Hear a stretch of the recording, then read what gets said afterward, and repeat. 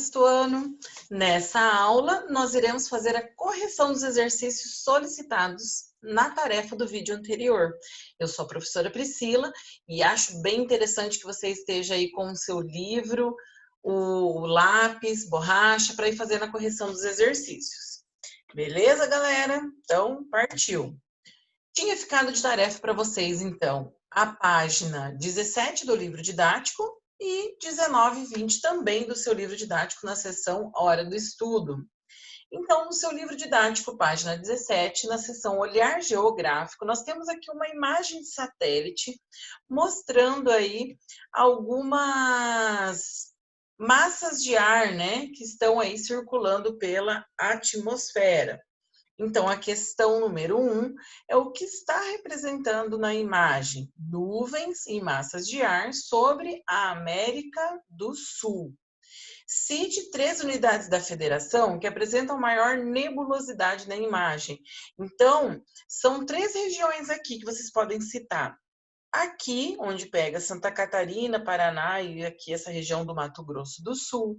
Nós temos aqui essa região do Nordeste, que pega ali o Rio Grande do Norte, Paraíba, e essa região do Norte, que pega ali o Amazonas, Roraima, o Amapá, certo? Então, olha, observem as massas de ar.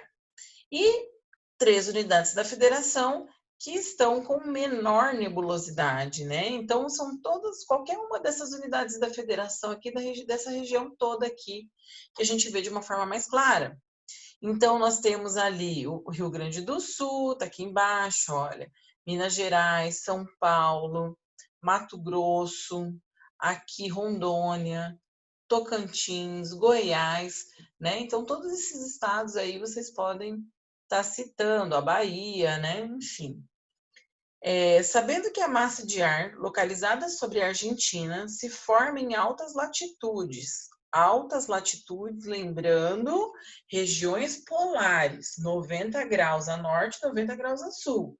Linha do Equador, certo? 0 graus, baixas latitudes. Alta, 90 graus, polos, baixa, 0 graus, latitude. Então, a gente está sabendo que se formou na Argentina em altas latitudes, ou seja, próxima à região polar. Que tipo de temperatura e umidade ela levará por onde passar?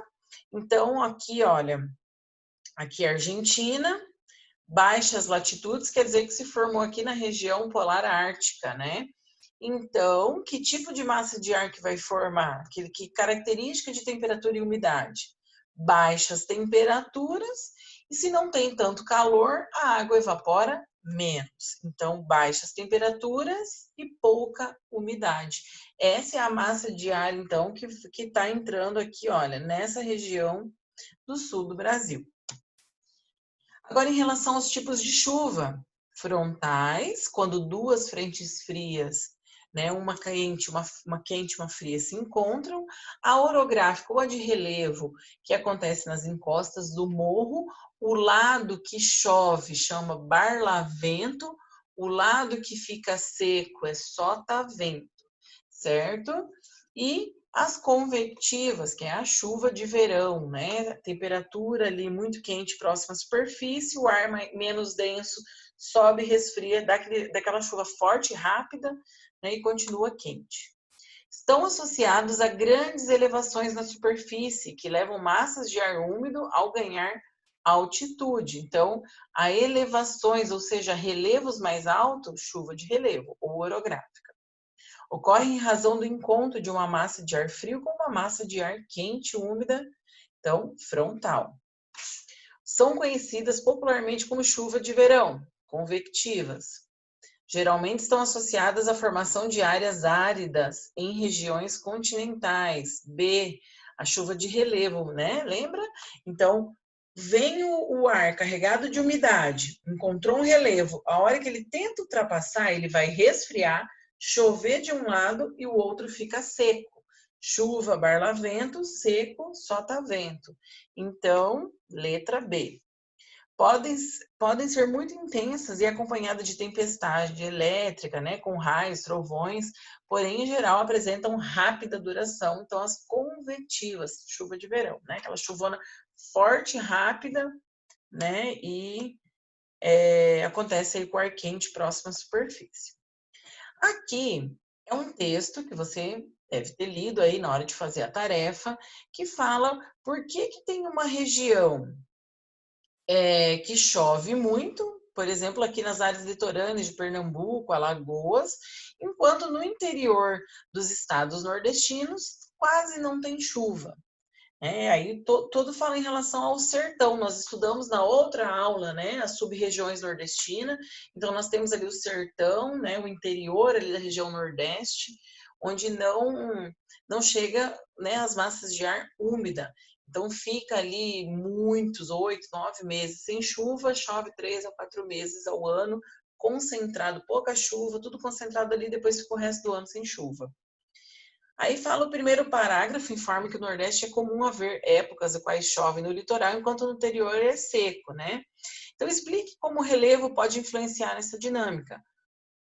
Há ocorrências de chuva no litoral e seca no interior por conta das chuvas orográficas ou chuva de relevo, que retém a umidade vinda com o vento dos oceanos, qual passa a ser seco. Então, o vento tenta ultrapassar, condensa, chove do lado do barlavento, sotavento, fica seco. Conforme você verificou no tópico sobre pressão atmosférica e deslocamento do ar, o que ocorre com o deslocamento do ar sobre o sertão do Nordeste? Trata-se de uma zona de alta pressão, lembrando que alta pressão é o ar mais frio. E o vento, o vento é o ar em movimento. E o vento sempre está na direção de alta pressão, ou seja, o ar mais frio, para alta pressão, certo? Que é o ar, alta pressão, ar mais frio, para baixa pressão, ar mais quente. Então, a direção é sempre do vento é essa, lugar mais frio para lugar mais quente. Com isso, impede, então, a chegada de massas de ar úmidas vindas do oceano. Lá na página 20, explique com suas palavras qual a diferença entre clima e tempo atmosférico. Tempo é a condição momentânea da atmosfera, ela é passageira, como a atmosfera ali, a característica da atmosfera naquele momento. O clima já vamos colocar aí permanente, ou seja, né, ele vai durar muitas décadas, ele vai, né, ficar ali muitas décadas e não vai modificar nesse tempo. Ele é resultado da observação do comportamento habitual, né, do padrão de comportamento do tempo ao longo do ano durante várias décadas aí. Qual a importância do efeito estufa e do balanço de energia para a vida do planeta? É manter o calor da atmosfera, né? Então, o efeito estufa mantém a atmosfera quente para que todos os processos biológicos aconteçam. Já o balanço de energia distribui esse calor pela superfície, né? Pelo planeta.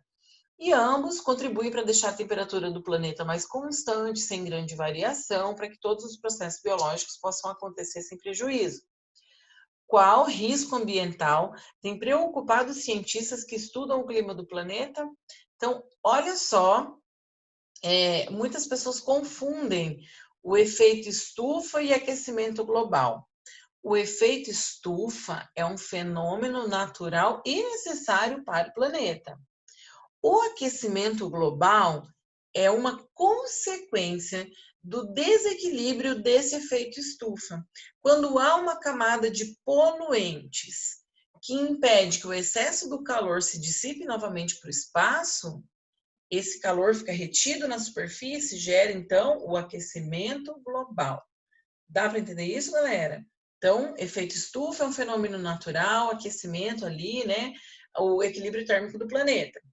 Tem os problemas aí ambientais que impedem a saída do excesso de calor, então a consequência é o aquecimento global, certo? Opa! Então é isso aí, galera, espero ter contribuído aí para o conhecimento de vocês, até a próxima!